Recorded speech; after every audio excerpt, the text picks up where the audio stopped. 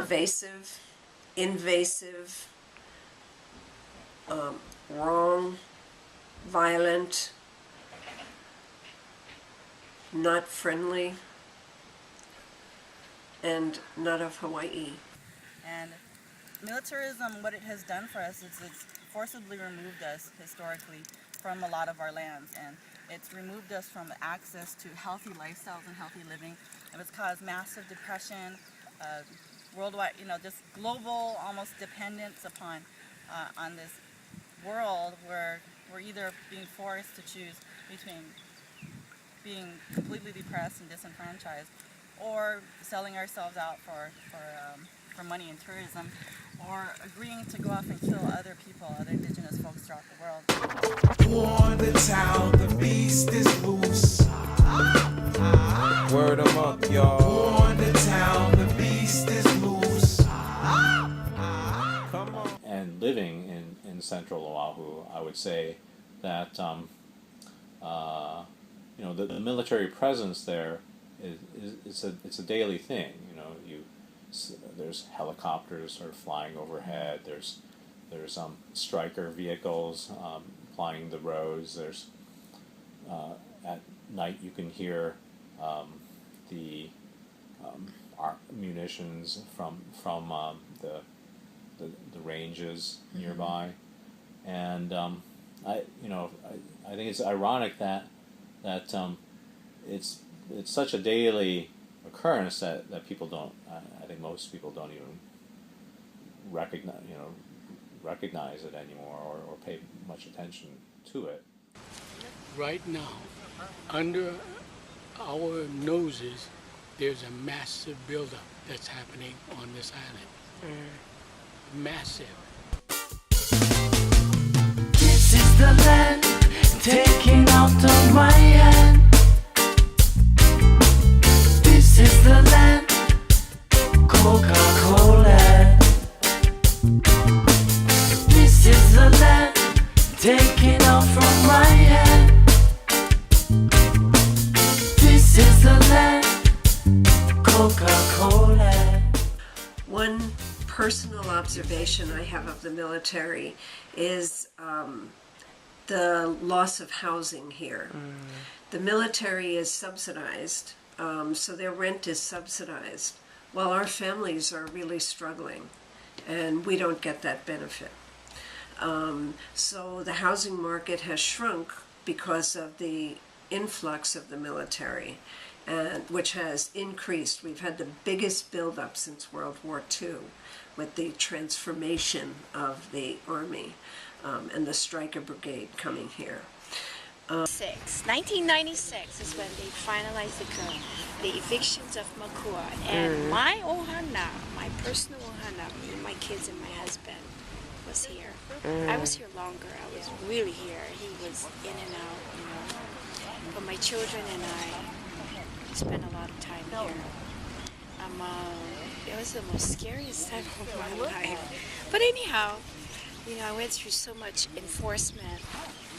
They came, I think, overdosed with manpower, legal power, army, weapon power. It's scary, and it looked like the military was involved with that, although they couldn't show face, but they said that they were housing. So I started to get like, what is going on? I leave the place, the infantry's coming down, and they all stop and they turn their guns on me. I'm in a car, and I'm like, what the fuck? So I'm like, I was basket case. And this happened several times, so when we finally got in with the negotiations for suing for a lawsuit, suing, and the lawsuit was about getting information on this valley. I was hopped over. I was on it.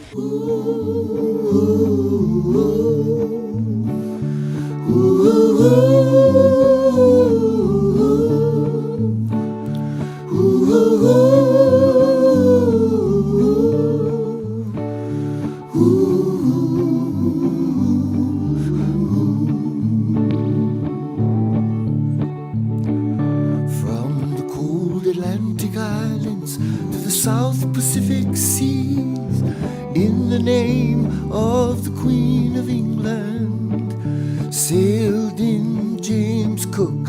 Just Demilitarization important. We have too much war and not enough peace. We need to do more diplomacy. We need to make more friends. We need to be less dominant. The U.S. has to, I guess, slow down. I mean, I think we're too much of an empire. We have an empire, so when people speak about defending the United States, they don't mean the integral United States, Hawaii, Alaska. They mean defending the far-flung empire with all 700 and some bases.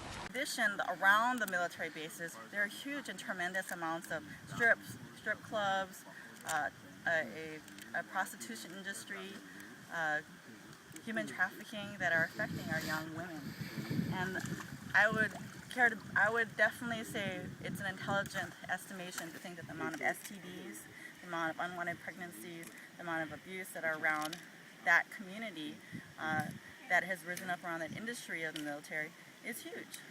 And there hasn't been any studies that adequately show what is the effects of the STDs, unwanted pregnancies among our young women around these bases globally. And we need to have that research, but nobody wants to fund them because then it would be going up against the military. But it's, those are real things that we're struggling with on a daily basis. I would like to see our people working in jobs that are more positive for our community. Monstrous, gigantic, terrifying, but most importantly, replaceable, defeatable, and imaginable to rise up against. Whether the people have liked it or not, we care not. Them mongers said, cross the line if you dare. We dare not at mere mention, see the masses retract. Left standing, that new breed ready to act. Left branded by old chains made to control, contaminating our food source and water for soul. So we populate. We the peoples of Moana Nui. We the peoples of Moana Nui. Connected by the currents of our ocean home. Connected by the currents of our ocean home. Declare that we will not cooperate. Declare that we will not cooperate with the commodification of life and land. with the commodification of life and land As represented by apex predatory capitalistic practices. as represented by